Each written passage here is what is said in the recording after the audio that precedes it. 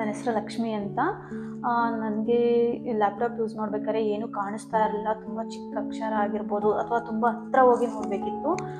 So ಅದಕ್ಕೆ ನಾನು ಒಂದ್ಸಲಿ ನಾರಾಯಣ್ ನೇತ್ರಾಲಯಗೆ ವಿಸಿಟ್ ಮಾಡಿದಾಗ ಅವ್ರು ಹೇಳಿದ್ರು ಜೆನೆಟಿಕ್ ಇಶ್ಯೂ ಇದೆ, ಇದು ಟ್ರೀಟ್ಮೆಂಟ್ ಇಲ್ಲ ಅಂತ ಹೇಳಿದಾಗ ನಾನು ತುಂಬ ಲೈಫ್ ಡಿಪ್ರೆಸ್ ಆದಂಗೆ ಆಯಿತು. ಸೊ ಇಷ್ಟಕ್ಕೆ ನನ್ನ ಲೈಫ್ ಎಂಡ್ ಆಯ್ತಲ್ಲ ಅಂತ ಫೀಲ್ ಆಯಿತು.